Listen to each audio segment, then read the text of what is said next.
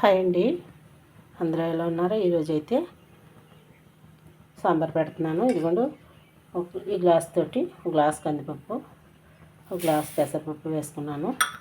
ఇదిగోండి, పప్పుచారులోకి సాంబార్లోకి ఆనపకాయ, ఉల్లిపాయ, టమాటా, పచ్చిమిరపకాయలు, ఈ వంకాయ కూడా కోసి వేస్తాను.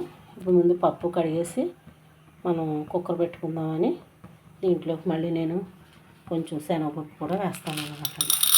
3 కలిపి పెట్టుకుంటే బాగుంటుంది అన్నమాట. పప్పుచారు సాంబార్ అనుకోవచ్చు, పప్పుచారు అనుకోవచ్చు, ఒక రకం సాంబార్ అయితే ఇలా పెట్టుకోవాలన్నమాట అండి. ఇదిగోండి, ఒక్కొక్క గ్లాస్ పెసరపప్పు, గ్లాస్ కందిపప్పు, కొంచెం తక్కువ శనగపప్పు వేసాను. ఇప్పుడు మనం ఇది శుభ్రం కడుక్కొని కుక్కర్ పెట్టుకుందామండి. అవి పక్కన దాన్ని ఆనపకాయలు అవన్నీ కూడా ఉడికిస్తాను. పప్పు ఉడికిన తర్వాత మనం సాంబార్లో వేసుకుందాం అన్నమాట అండి. తగినంత చింతపండు నానబెట్టుకుందాం.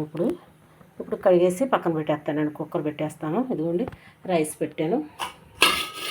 రైస్ పెట్టిన పక్కన గుడ్లు కూడా ఉడికించాను.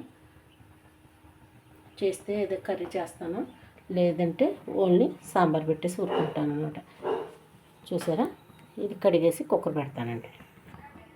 ఇదిగోండి, కుక్కర్లోని పప్పు ఉడికిస్తున్నాను.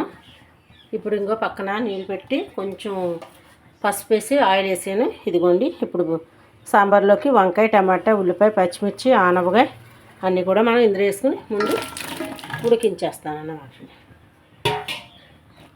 కొంచెం ఇందులో మనం సాల్ట్ కూడా వేసుకుంటే త్వరగా ఉడుకుతుంది. ఈ పప్పు ఈ పక్కన ఉడుకుతుంది, ఈ ముక్కలన్నీ మనకి ఇదిగోండి సాల్ట్ కూడా వేస్తున్నాను. వేసాం కదండి, ఇందులో కొంచెం మనం పచ్చి ధనియాల పౌడర్ వేసుకున్నాం. ఇదిగోండి, ఒక స్పూన్ అంతా ధనియాల పౌడర్ వేసాను. 2 గ్లాసులు వాటర్ వేసి ఇప్పుడు మనం ఇది మూత పెట్టేసుకుందామండి. మూత పెట్టేస్తున్నాను. ఇదిగోండి, పప్పు ఉడికిపోయింది, కుక్క దింపేసాను, మెదిపేసాను. ఇదిగోండి, ఇందులో బెండకాయలు కూడా వేసాను. ఇప్పుడు మనం చింతపండు పులుపు వేసుకుందాం. పప్పు అది వేసేసుకుందాము. పులుసు వేస్తున్నాను.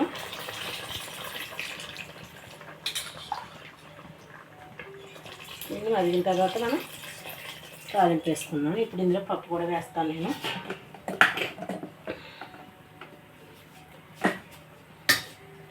మనం ఇది వేసేసుకొని ఈ 3 పప్పులు కలిపి పెట్టుకుంటే చాలా టేస్ట్గా ఉంటుంది. శనగపప్పు, కందిపప్పు, పెసరపప్పు. ఇందులో కొంచెం కారం కూడా వేసాను. ఇదిగోండి, మొత్తం చింతపండు పులుపు అది వేసేసి కొంచెం బెల్లం అది వేసాను. ఇది ఇప్పుడు బాగా మరగనిచ్చాక మనం తాలింపు వేసుకుందామండి. ఈరోజైతే ఆనపకాయ వేసి పప్పుచారు పెట్టాను, సాంబార్ పెట్టాను. ఇక నాకు అలా పప్పుచారు సాంబార్ ఇలా వచ్చేస్తూ ఉంటుంది. పప్పుచారు అంటే ఒకే పప్పుతోటి చింతపండు వేసుకుని అందులో ఏమీ వేసుకోకుండా ఉన్నది పప్పుచారు అవుతుంది. మనం అన్నీ వేసుకున్నాం కదండి, ఇది సాంబార్ అన్నమాట. మరిగాక మనం తాలింపు వేసుకుందాం. మొత్తం అన్నీ వేసేసాను. ఇదిగోండి, మళ్ళీ చూపిస్తాను. ఇదిగోండి, పప్పుచారు అంతా మరిగిపోయింది. ఇదిగోండి, స్టవ్ వెలిగించి ఆయిల్ పెట్టాను. ఇదిగో దానికి తాలింపు వెల్లుల్లిపాయలు, ఆవాలు, జీలకర్ర, మెంతులు, కరివేపాకు, ఎండుమిర్చి. చూసారా, ఇప్పుడు మనం తాలింపు వేసేసుకుందాం. మరి ఎక్కువ పప్పుచారు పెట్టానండి, ఎందుకంటే మాకు పప్పుచారు ఏదైనా ఎక్కువే చేస్తానండి. ఎందుకంటే కూరలు అవి ఎక్కువ తింటారు. ఉన్నవాళ్ళు 4 కూరలు తింటాడు, అందుకు పప్పుచారు కూడా పెట్టాను. ఉల్లిపాయలు బాగా వేసుకొని మనం ఇవాళైతే ఇందులోకి ఏమి తినట్లేదు, కానీ కర్రీ గుడ్లు ఉడికించాను, కానీ వచ్చే గుడ్లు తినేస్తారు. ఇదిగోండి వేసాను.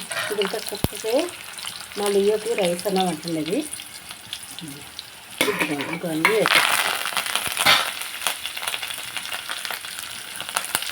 బాగా వేసుకున్నది. మీరేం కర్రీ చేస్తున్నారు?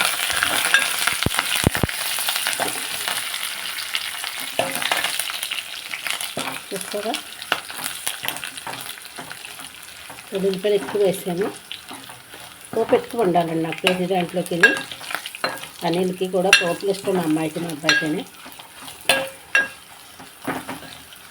మామిడికాయ పచ్చడి ఇచ్చారు, ఆవకాయ పచ్చడి వేసుకుని సూపర్ అన్నమాట. ఈరోజు ఏమీ వేపట్లేదు. మాకు ఇలా పప్పుచారు ఉంటే ఇంట్లో మిక్సరీ బూందీలు ఏముంటే వేసి తినేస్తామండి మేము. ఒక్కోసారి అయితే ఏమి చేయను, కానీ ఈరోజు అయితే సాంబార్ పెట్టేశాను కదా. ఎక్కువ పప్పుచారు అంటున్నాను నేను, ఏదైనా పర్లేదు.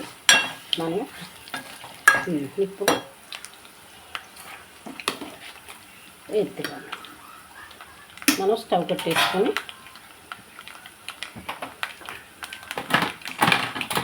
స్టవ్ కట్టేస్తాను, కట్టేసి ఎందుకంటే మీద పడుతుందని. ఎద్దుకండి